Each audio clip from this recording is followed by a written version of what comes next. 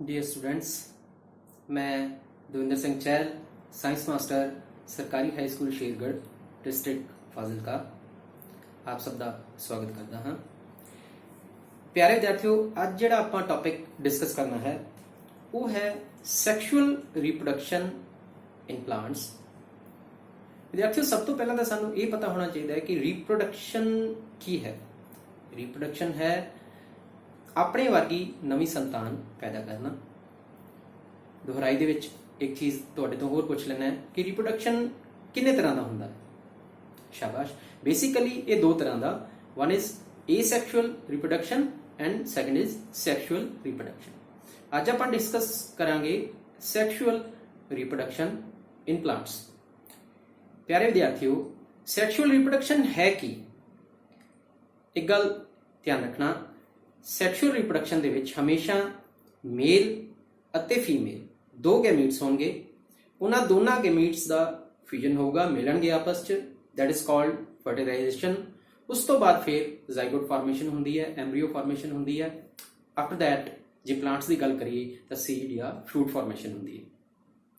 हुण जेकर गल करिए प्लांट्स की तो नैक्सट क्वेश्चन साडे दिमाग दे विच आउंदा है भी सैक्शुअल रिप्रोडक्शन दे विच प्लांट का किहड़ा वो भाग है जो हैल्प करता है। तो अज का टॉपिक पहला आपां थोड़ा जिहा बोर्ड ते डिस्कस करांगे, फिर एक्टिविटी दे रूप च हरेक पार्ट नूं लाइव आपां देखांगे ते समझांगे। हुण प्लांट का वो पार्ट जो सैक्शुअल रिप्रोडक्शन विच हैल्प करता है वो है फ्लावर। फ्लावर या फुल। हुण जेकर गल करिए सैक्शुअल रिप्रोडक्शन की तो फुल दे विच भी दो पार्ट जरूर होने चाहिए, one is male and second is female. तो सब तो पहला डायग्राम च फुल दी स्ट्रक्चर नूं समझते हैं, उस तो बाद तुहानूं प्रैक्टिकली फ्लावर लैके उसके पार्ट्स बारे दसूंगा। तो फर्स्ट पार्ट जिहड़ा फुल दा है वो है दिस वन, ग्रीन कलर दा स्टॉक या डंडी, जिस नाल फुल टहनी दे नाल जुड़िया हुंदा है।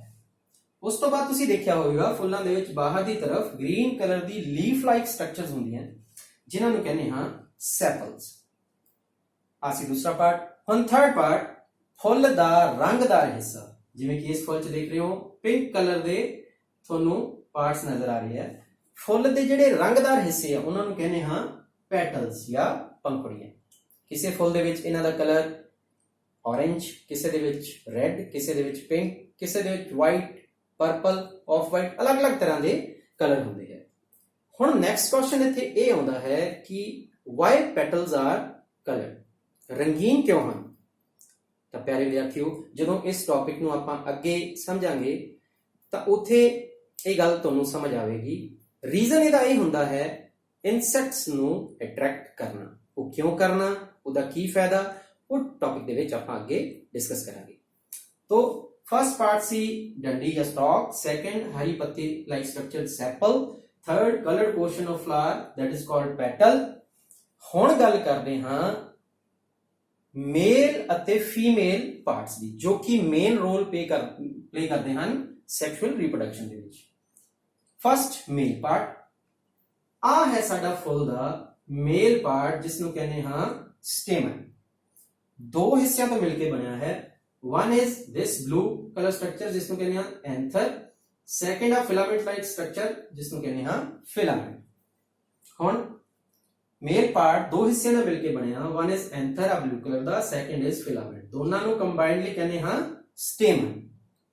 मेल पार्ट तो सानू की मिलूगा, मेल गैमीट्स या मेल जर्म सेल्स।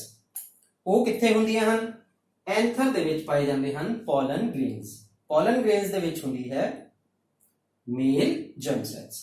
तो ये सी साडा मेल भाग नर हिस्सा।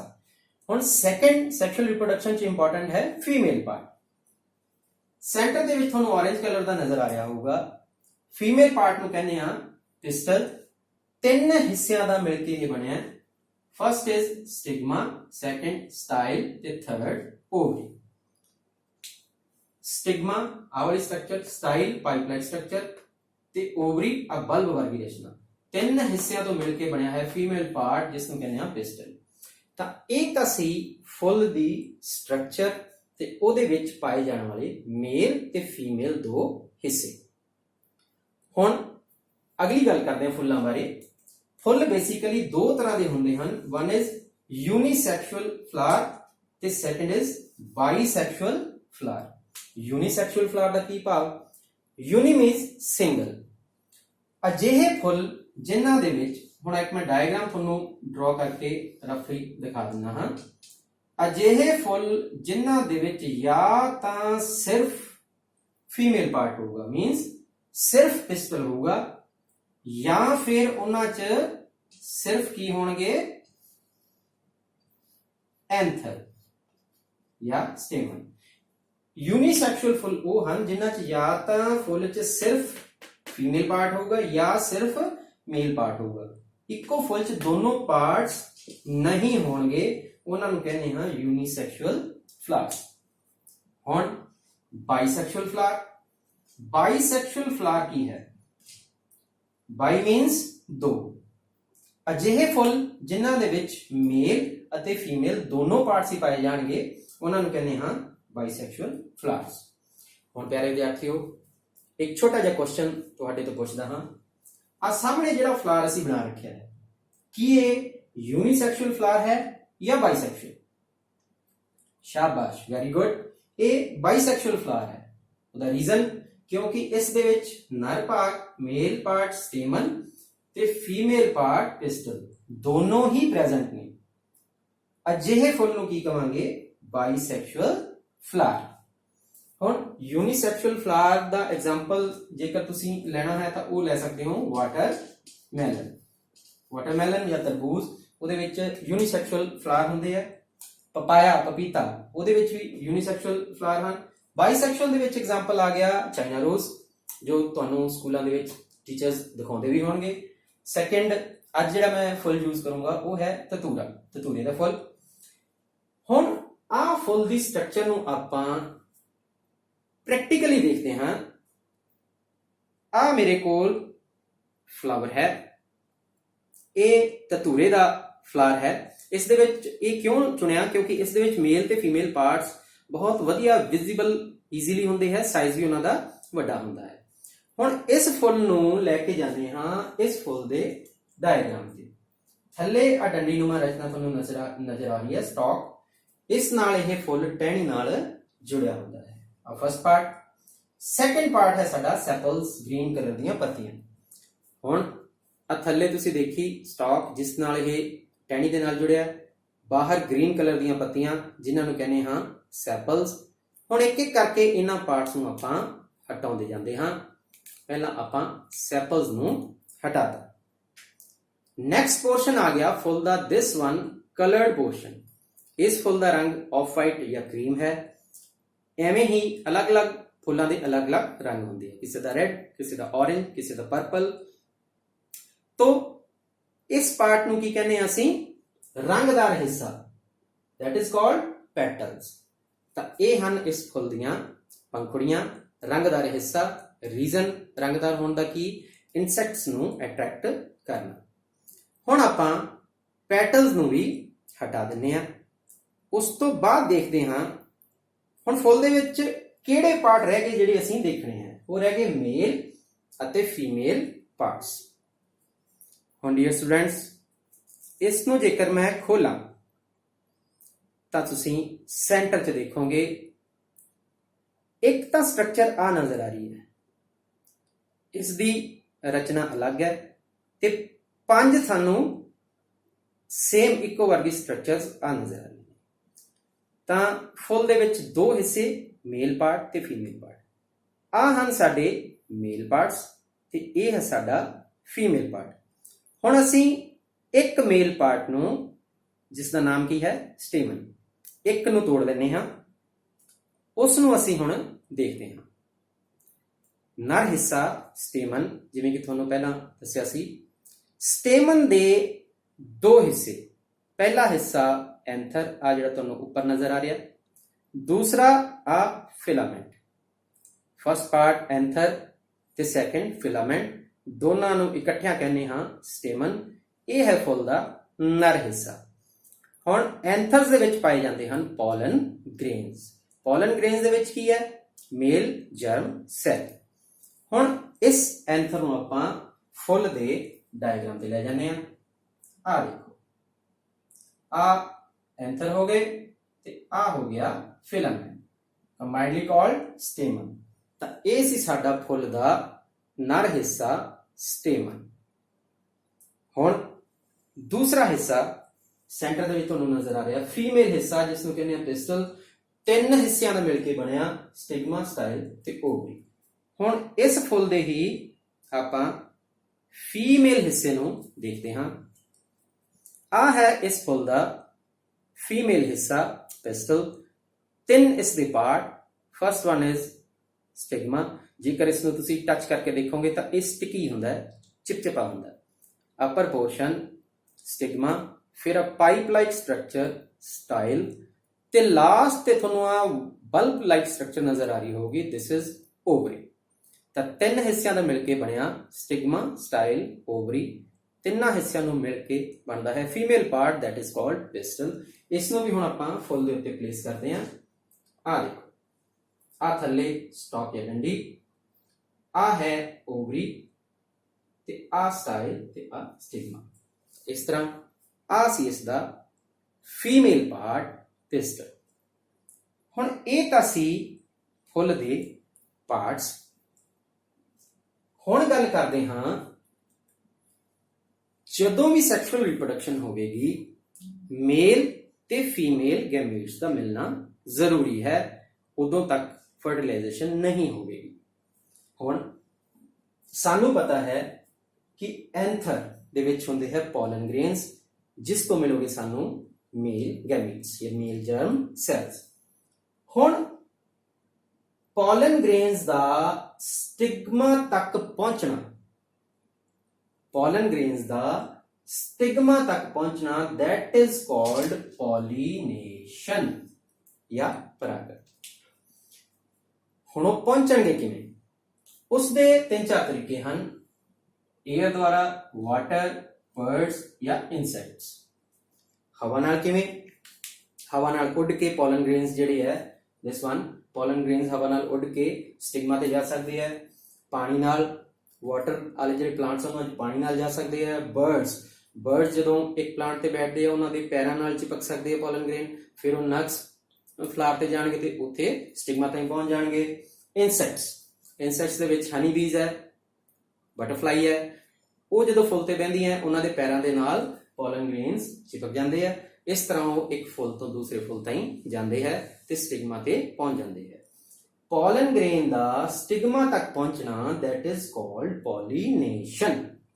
ਹੁਣ ਇਹ ਦੋ ਤਰੀਕੇ ਦਾ, one is self pollination, second is cross pollination। self pollination Ki?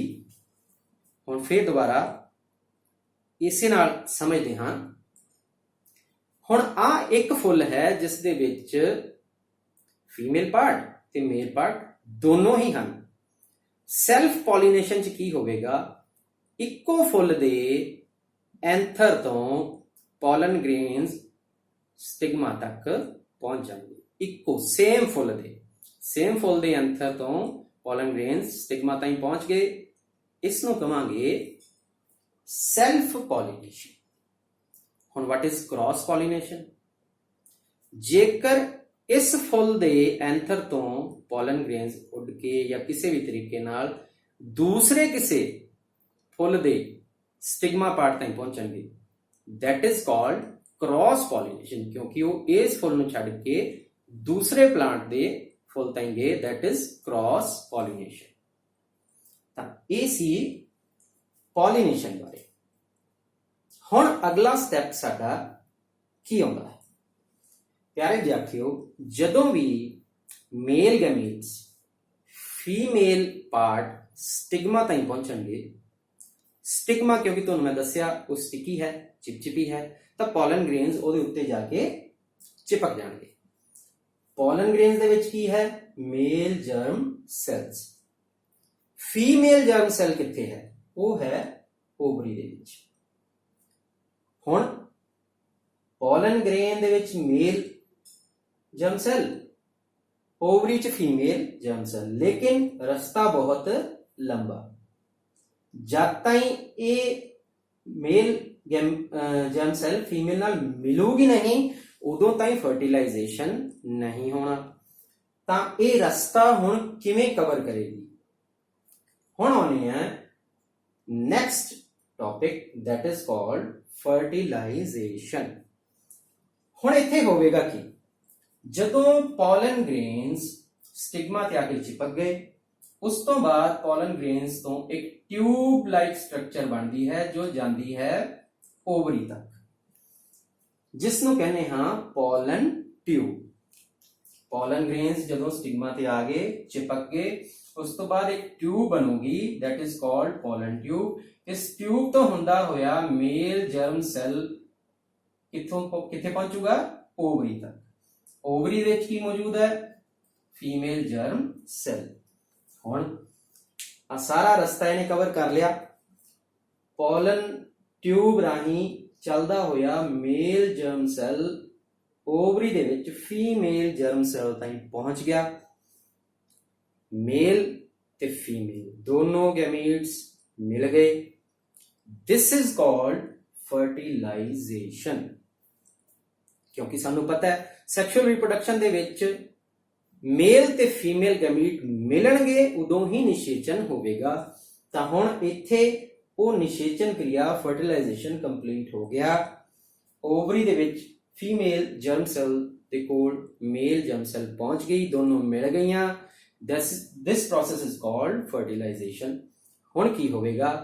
Mail ते फीमेल गैमीट दोनों मिल गए, जाइगोट फॉर्मेशन होवेगी।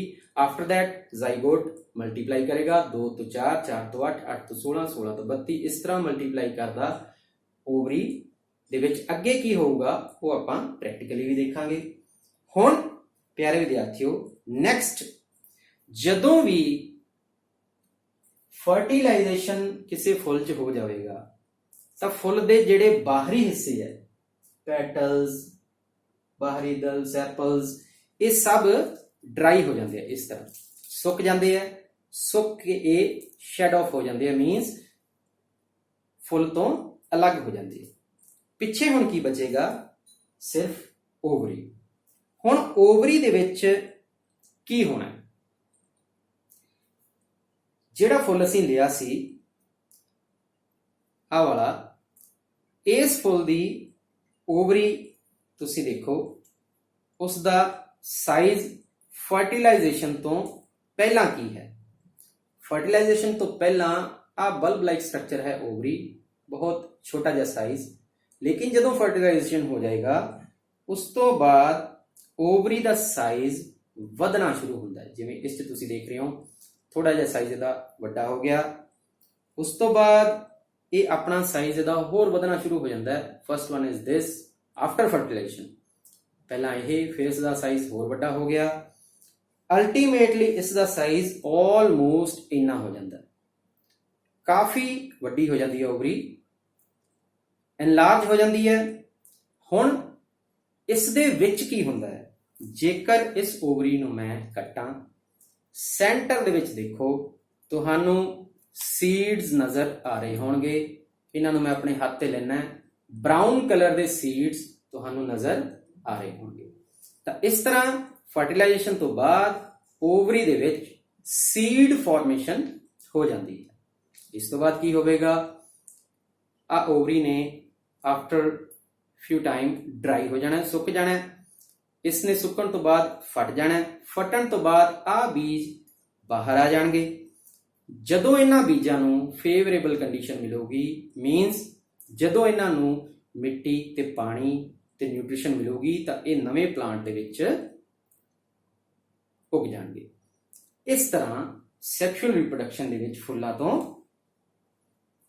ਬੀਜ ਬਣਦੇ ਆ, ਬੀਜਾਂ ਤੋਂ ਫਿਰ ਅੱਗੇ ਨਵਾਂ ਪੌਦਾ ਜਨਮ ਲੈਂਦਾ ਹੈ। ਹੁਣ ਇਸ ਦੇ ਵਿੱਚ ਹੀ ਅਗਲੀ ਗੱਲ ਕਰਦੇ ਹਾਂ। ਓਵਰੀ ਦੇ ਵਿੱਚ ਜਦੋਂ ਫਰਟੀਲਾਈਜੇਸ਼ਨ ਕੰਪਲੀਟ ਹੋ ਗਿਆ, ਹੁਣ ਨੈਕਸਟ ਇੱਕ ਹੋਰ ਐਗਜ਼ਾਮਪਲ ਤੁਹਾਨੂੰ ਦਿਖਾਣਾ ਹਾਂ। ਆ ਵੀ ਇੱਕ ਬੇਲ ਹੈ ਜਿਸ ਦੇ ਵਿੱਚ ਤੁਹਾਨੂੰ ਇਹ ਕਿਉਂ ਲਈ ਇਸ ਦੇ ਵਿੱਚ ਤੁਹਾਨੂੰ ਫਲਾਵਰਸ ਵੀ ਦਿਖਾਉਂਗਾ, ਉਸ ਤੋਂ ਬਾਅਦ ਫਰੂਟ ਫਾਰਮੇਸ਼ਨ ਵੀ ਦਿਖਾਉਂਗਾ। ਇਸ ਬੇਲ ਦੇ ਵਿੱਚ ਆ ਛੋਟੇ ਛੋਟੇ ਫਲਾਵਰਸ ਨੇ ਕਾਫੀ ਸਾਰੇ, ਇੱਥੇ ਵੀ ਹੈ, ਇੱਧਰ ਵੀ ਹੈ, ਇੱਧਰ ਵੀ ਹਨ, ਆ ਸਾਰੇ ਇਹਦੇ ਫਲਾਵਰਸ ਹਨ। ਇਹਨਾਂ ਫਲਾਵਰਸ ਦੇ ਹੁਣ ਇਹ ਫਲਾਵਰ ਦਾ ਸਾਈਜ਼ ਦੇਖੋ, ਇਹਨਾਂ ਫਲਾਵਰਸ ਦੇ ਵਿੱਚ ਵੀ ਉਵੇਂ ਹੀ ਮੇਲ ਤੇ ਫੀਮੇਲ ਪਾਰਟ ਹੈ।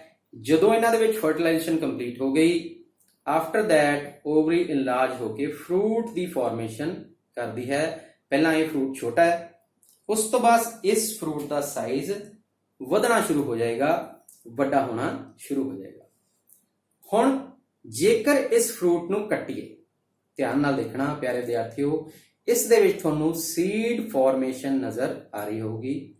ਇਸ ਫੁੱਲ ਦੇ ਵਿੱਚ ਆ ਯੈਲੋਇਸ਼ ਗ੍ਰੇ ਕਲਰ ਦੇ ਤੁਹਾਨੂੰ ਬੀਜ ਨਜ਼ਰ ਆ ਰਹੇ ਹੋਣਗੇ। ਇਸ ਦੇ ਵਿੱਚ ਵੀ ਉਹੀ ਹੋਣਾ ਹੈ, ਬਾਅਦ ਚ ਫਰੂਟ ਡਰਾਈ ਹੋ ਜਾਣਾ ਹੈ, ਸੁੱਕ ਜਾਣਾ ਹੈ, ਸੀਡਸ ਬਾਹਰ ਆ ਜਾਣੀ ਹੈ। ਇਹਨਾਂ ਸੀਡਸ ਨੂੰ ਜਦੋਂ ਫੇਵਰੇਬਲ ਕੰਡੀਸ਼ਨ ਮਿਲੇਗੀ ਇਹ ਫਿਰ ਨਵੇਂ ਪਲਾਂਟ ਦੇ ਵਿੱਚ ਗਰੋ ਕਰ ਜਾਣਗੇ। ਤਾਂ ਇਹ ਸੀ ਪਲਾਂਟਸ ਦੇ ਵਿੱਚ ਸੈਕਸ਼ੂਅਲ ਰੀਪਰੋਡਕਸ਼ਨ। ਇੱਕ ਵਾਰ ਦੁਬਾਰਾ ਸੈਕਸ਼ੂਅਲ, ਹਾਂ ਉਸ ਤੋਂ ਬਾਅਦ ਫਰਟੀਲਾਈਜੇਸ਼ਨ ਕੰਪਲੀਟ ਹੋ ਗਿਆ, ਫਰੂਟ ਫਾਰਮੇਸ਼ਨ ਹੋ ਗਈ, ਸੀਡਸ ਵੀ ਬਣ ਗਏ, ਉਸ ਤੋਂ ਬਾਅਦ ਬੀਜ ਦੀ ਜਰਮੀਨੇਸ਼ਨ ਹੋਗੀ, ਲਾਸਟ ਸਟੈਪ। ਸਟਾਰਟਿੰਗ ਤੋਂ ਚੱਲਦੇ ਹਾਂ। ਫੁੱਲ ਸੀ ਜੋ ਮੇਨ ਪਾਰਟ ਸੀਗਾ ਸੈਕਸ਼ੂਅਲ ਰੀਪਰੋਡਕਸ਼ਨ ਦੇ ਵਿੱਚ ਪਲਾਂਟਸ ਦਾ, ਉਸ ਦੇ ਵਿੱਚ ਮੇਲ ਹਿੱਸਾ ਸੀ ਸਟੇਮਨ ਜਿਸ ਤੋਂ ਮਿਲੇ ਮੇਲ ਗੈਮੀਟਸ, ਫੀਮੇਲ ਹਿੱਸਾ ਸੀ ਪਿਸਟਲ ਜਿਸ ਦੇ ਵਿੱਚ ਸੀ ਓਵਰੀ ਦੇ ਵਿੱਚ ਫੀਮੇਲ ਗੈਮੀਟ। ਪੋਲਨ ਗ੍ਰੇਨ ਜਿਹੜੇ ਮੇਲ ਗੈਮੀਟ ਹੈ ਉਹ ਹਵਾ ਨਾਲ ਜਾਂ ਪਾਣੀ ਨਾਲ ਜਾਂ ਬਰਡਸ ਨਾਲ ਜਾਂ ਇਨਸੈਕਟਸ ਨਾਲ ਪਹੁੰਚ ਗਏ ਫੀਮੇਲ ਪਾਰਟ ਦੇ ਸਟਿਗਮਾ ਤਾਈਂ। ਹਜੇ ਵੀ ਇਹ ਦੋਨਾਂ ਦੀ ਦੂਰੀ ਬਹੁਤ ਹੈ ਕਿਉਂਕਿ ਸਟਾਈਲ ਬਹੁਤ ਲੰਬਾ ਰਸਤਾ ਹੈ।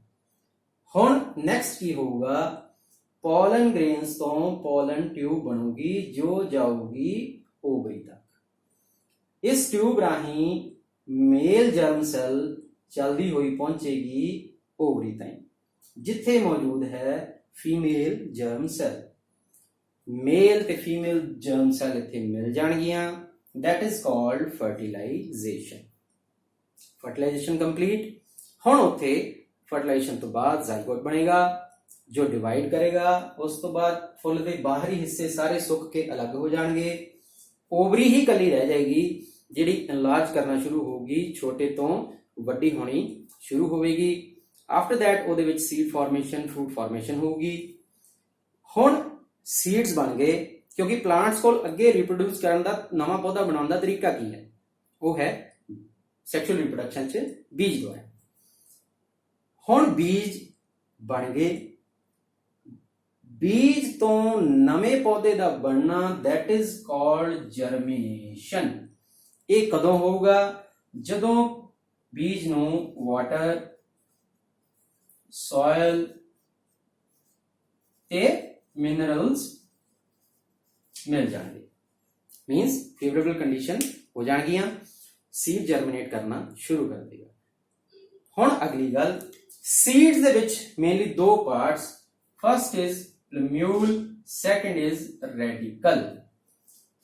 ਹੁਣ ਸਾਨੂੰ ਪਤਾ ਹੈ ਜੋ ਵੀ ਸੀਡ ਅਸੀਂ ਗਮਲੇ ਦੇ ਵਿੱਚ ਘਰੇ ਵੀ ਜੇਕਰ ਬੀਜੀਏ, ਉਸ ਤੋਂ ਨਵਾਂ ਪੌਦਾ ਜੇਕਰ ਬਣੇਗਾ ਤਾਂ ਦੋ ਚੀਜ਼ਾਂ ਹੋਣਗੀਆਂ ਪੌਦੇ ਦੇ ਵਿੱਚ, ਇੱਕ ਬਣੇਗੀ ਜੜ, ਦੂਜਾ ਬਣੇਗਾ ਤਨਾ। ਪਲਮਿਊਲ ਤੋਂ ਬਣੇਗੀ ਤਨਾ ਜਾਂ ਸ਼ੂਟ ਤੇ ਰੈਡੀਕਲ ਤੋਂ ਬਣੇਗੀ ਜੜ। R for radical, R for root। Radical ਤੋਂ ਬਣੇਗੀਆਂ ਜੜਾਂ ਤੇ ਪਲਮਿਊਲ ਤੋਂ ਬਣੂਗਾ ਸਟੈਮ ਜਾਂ ਲੀਵਸ, ਉਸ ਤੋਂ ਬਾਅਦ ਸਟੈਮ ਦੇ ਉੱਤੇ ਲੱਗਣਗੇ। ਤਾਂ ਇਸ ਤਰ੍ਹਾਂ ਸੀਡ ਜਰਮੀਨੇਟ ਕਰ ਜਾਂਦੀ ਹੈ। ਇਸ ਨੂੰ ਵੀ ਆਪਾਂ ਪ੍ਰੈਕਟੀਕਲੀ ਦੇਖਦੇ ਹਾਂ, ਤੁਹਾਨੂੰ ਦਿਖਾਉਣਾ। ਆ ਇੱਕ ਸੀਡ ਹੈ, ਨਿੰਮ ਦੀ ਨਮੋਲੀ ਹੈ, ਉਹ ਵੀ ਸੀਡਸ ਹੀ ਹਨ। ਜਦੋਂ ਇਹ ਨਿੰਮ ਦੇ ਬੀਜ ਜ਼ਮੀਨ ਤੇ ਡਿੱਗ ਜਾਂਦੇ ਆ, ਇਹਨਾਂ ਦੇ ਉੱਪਰ ਸੋਇਲ ਦੀ ਕਵਰ ਆ ਜਾਂਦੀ ਹੈ, ਮੋਇਸਚਰ ਮਿਲ ਜਾਂਦਾ ਹੈ, ਇਹ ਜਰਮੀਨੇਟ ਕਰਨਾ ਸ਼ੁਰੂ ਕਰ ਦਿੰਦੇ ਹਨ। ਜਿਵੇਂ ਕਿ ਤੁਸੀਂ ਇਸ ਸੀਡ ਵਿੱਚ ਦੇਖ ਰਹੇ ਹੋਵੋਗੇ, ਜੜਾਂ ਦੀ ਫਾਰਮੇਸ਼ਨ ਥੱਲੇ ਵੱਲ ਹੋ ਗਈ। ਬੀਜ ਦਾ ਕਿਹੜਾ ਹਿੱਸਾ ਜਿੱਥੋਂ ਜੜਾਂ ਬਣਦੀਆਂ ਹਨ, that is radical। ਤਾਂ radical ਤੋਂ ਜੜ੍ਹਾਂ ਦਾ ਫਾਰਮੇਸ਼ਨ ਸ਼ੁਰੂ ਹੋ ਗਿਆ। ਇਸੇ ਤਰ੍ਹਾਂ ਉੱਪਰ ਨੂੰ ਜੇਕਰ ਦੇਖੀਏ ਤਾਂ ਆ ਇੱਕ ਛੋਟਾ ਪਲਾਂਟ ਹੈ, ਰੈਡੀਕਲ ਤੋਂ ਰੂਟਸ ਦੀ ਫਾਰਮੇਸ਼ਨ ਥੱਲੇ ਨੂੰ ਸ਼ੁਰੂ ਹੋ ਗਈ ਤੇ ਉੱਪਰ ਸ਼ੂਟ ਦੀ ਫਾਰਮੇਸ਼ਨ ਸ਼ੁਰੂ ਹੋ ਗਈ। ਤਾਂ ਇੱਕ ਬੀਜ ਤੋਂ ਜੜਾਂ ਵੀ ਬਣ ਗਈਆਂ ਜਰਮੀਨੇਟ ਹੋ ਕੇ ਤੇ ਉੱਪਰ ਨੂੰ ਸਟੈਮ ਵੀ ਬਣ ਗਿਆ ਜਿਸ ਤੇ ਪਲਾਂਟਸ ਲੱਗਣੇ ਲੀਵਸ ਲੱਗਣੀਆਂ ਸ਼ੁਰੂ ਹੋ ਗਈਆਂ। ਤਾਂ ਇਸ ਤਰ੍ਹਾਂ ਸੀਡਸ ਤੋਂ ਜਰਮੀਨੇਸ਼ਨ ਪ੍ਰੋਸੈਸ ਰਾਹੀਂ ਨਵੇਂ ਪਲਾਂਟ ਦੀ ਫਾਰਮੇਸ਼ਨ ਹੋ ਜਾਂਦੀ ਹੈ। ਹੁਣ ਅਗਲੀ ਗੱਲ ਕਰਦੇ ਹਾਂ, ਉਹ ਹੈ ਸੀਡਸ ਕਿਵੇਂ ਇੱਕ ਜਗ੍ਹਾ ਤੋਂ ਦੂਸਰੀ ਜਗ੍ਹਾ ਜਾਂ ਸੋਇਲ ਤੱਕ ਪਹੁੰਚਦੇ ਹਨ। ਉਹਦੇ ਅਲੱਗ-ਅਲੱਗ ਤਰੀਕੇ ਹਨ, ਜਿਵੇਂ ਕਿ ਤੁਹਾਨੂੰ ਇਸ ਪਲਾਂਟ 'ਚ ਦੱਸਿਆ, ਓਵਰੀ ਡਰਾਈ ਹੋ ਜਾਏਗੀ, ਬਾਅਦ 'ਚ ਫਟ ਜਾਏਗੀ, ਇਸ ਤਰ੍ਹਾਂ ਇਸ ਦੇ ਬੀਜ ਬਾਹਰ ਆ ਜਾਣਗੇ ਤੇ ਜ਼ਮੀਨ ਤੇ ਚਲੇ ਜਾਣਗੇ। ਦੂਸਰਾ ਇੱਕ ਹੋਰ ਤੁਹਾਨੂੰ ਤੁਸੀਂ ਗਰਮੀਆਂ ਦੇ ਵਿੱਚ ਦੇਖਿਆ ਹੋਵੇਗਾ, ਅੱਕ ਦਾ ਇੱਕ ਪਲਾਂਟ ਹੁੰਦਾ ਹੈ। ਅੱਕ ਦੇ ਜਿਹੜੇ ਬੀਜ ਹੁੰਦੇ ਹਨ ਬਹੁਤ ਹਲਕੇ ਹੁੰਦੇ ਹਨ ਤੇ ਉਹਦੇ ਉੱਪਰ ਫੈਦਰ ਲਾਈਕ ਸਟਰਕਚਰ ਹੁੰਦੀਆਂ ਵਾਈਟ ਕਲਰ ਦੀਆਂ। ਇਸ ਤਰ੍ਹਾਂ ਦਾ ਉਹ ਸੀਡ ਹੁੰਦਾ ਹੈ, ਬਹੁਤ ਹਲਕਾ ਜਿਹਾ, ਉੱਪਰ ਉਹਦੇ ਫੈਦਰ ਲਾਈਕ ਸਟਰਕਚਰ ਹੁੰਦੀ। ਤਾਂ ਇਹ ਬੀਜ ਜਿਹੜੇ ਹਨ ਇਹ ਹਵਾ ਦੇ ਨਾਲ ਉੜਦੇ ਉੜਦੇ ਇੱਕ ਜਗ੍ਹਾ ਤੋਂ ਦੂਸਰੀ ਜਗ੍ਹਾ ਪਹੁੰਚ ਜਾਂਦੇ ਹਨ। ਇਸ ਤਰ੍ਹਾਂ ਬੀਜ ਇੱਕ ਜਗ੍ਹਾ ਤੋਂ ਦੂਸਰੀ ਜਗ੍ਹਾ ਜਾਂਦੇ ਹਨ, ਫੇਵਰੇਬਲ ਕੰਡੀਸ਼ਨ ਮਿਲਦੀਆਂ ਹਨ ਤਾਂ ਨਵਾਂ ਪਲਾਂਟ ਫਾਰਮੇਸ਼ਨ ਹੋ ਜਾਂਦੀ ਹੈ। ਤਾਂ ਪਿਆਰੇ ਵਿਦਿਆਰਥੀਓ, ਆ ਸੀ ਆਪਣਾ ਅੱਜ ਦਾ ਟੌਪਿਕ, ਸੈਕਸ਼ੂਅਲ ਰੀਪਰੋਡਕਸ਼ਨ ਇਨ ਪਲਾਂਟਸ। ਕਿਹੜਾ ਹਿੱਸਾ ਉਹਦੇ ਲਈ ਜ਼ਿੰਮੇਵਾਰ? ਫਲਾਰ। ਫਲਾਰ ਦੇ ਵਿੱਚ ਸੈਕਸ਼ੂਅਲ ਰੀਪਰੋਡਕਸ਼ਨ 'ਚ ਹਮੇਸ਼ਾ ਦੋ ਪਾਰਟ ਚਾਹੀਦੇ ਆ, one is male, second is female. Flower ਦੇ ਵਿੱਚ ਦੋਨੋਂ ਪਾਰਟਸ ਜੇਕਰ ਤਾਂ ਇੱਕ ਹੀ ਫੁੱਲ 'ਚ ਹੋਣਗੇ ਤਾਂ ਉਹ ਹੋਊਗਾ ਯੂਨੀਸੈਕਸ਼ੂਅਲ ਫਲਾਰ। ਜੇਕਰ ਤਾਂ ਇੱਕੋ ਫੁੱਲ ਦੇ ਵਿੱਚ ਮੇਲ ਅਤੇ ਫੀਮੇਲ ਦੋਨੋਂ ਪਾਰਟ ਇਕੱਠੇ ਹੋਣਗੇ, ਜਿਵੇਂ ਕਿ ਆਹ ਫੁੱਲ ਦੇ ਵਿੱਚ ਤੁਹਾਨੂੰ ਨਜ਼ਰ ਆ ਰਹੀ ਹੈ, that is bisexual flower। ਜੇਕਰ ਕਿਸੇ ਫੁੱਲ ਦੇ ਵਿੱਚ ਜਾਂ ਤਾਂ ਸਿਰਫ ਮੇਲ ਜਾਂ ਸਿਰਫ ਫੀਮੇਲ ਪਾਰਟ ਹੋਵੇ, that is unisexual flower। Male part ਤੋਂ ਐਂਥਰ ਤੋਂ ਪੋਲਨ ਗ੍ਰੇਨਸ ਚੱਲੇ ਜਿਨ੍ਹਾਂ ਦੇ ਵਿੱਚ ਹੈ ਮੇਲ ਜਰਮ ਸੈੱਲ, ਉਹ ਸਟਿਗਮਾ ਤਾਈਂ ਪਹੁੰਚ ਗਏ। ਫੀਮੇਲ ਜਰਮ ਸੈੱਲ ਓਵਰੀ ਦੇ ਵਿੱਚ ਹੈ, ਸਟਿਗਮਾ ਤੇ ਪਹੁੰਚ ਕੇ ਪੋਲਨ ਗ੍ਰੇਨ ਤੋਂ ਪੋਲਨ ਟਿਊਬ ਬਣੂਗੀ ਜਿਸ ਰਾਹੀਂ male germ cell female germ cell ਤੇ ਪਹੁੰਚ ਜਾਊਗਾ, ਫਰਟੀਲਾਈਜੇਸ਼ਨ ਕੰਪਲੀਟ ਹੋ ਜਾਊਗੀ। After that seed formation, seed ਨੂੰ ਜਦੋਂ ਫੇਵਰੇਬਲ ਕੰਡੀਸ਼ਨ ਮਿਲੀ ਉਸ ਤੋਂ ਨਵਾਂ ਪਲਾਂਟ ਬਣ ਜਾਏਗਾ। ਤਾਂ ਇਹ ਸੀ ਸਾਡਾ ਅੱਜ ਦਾ ਟੌਪਿਕ, ਸੈਕਸ਼ੂਅਲ ਰੀਪਰੋਡਕਸ਼ਨ ਇਨ ਪਲਾਂਟਸ। ਮੈਂ ਆਸ ਕਰਦਾ ਹਾਂ ਆਪ ਸਭ ਨੂੰ ਟੌਪਿਕ ਸਮਝ ਆ ਗਿਆ ਹੋਵੇਗਾ। Thank you very much. Stay home, stay safe.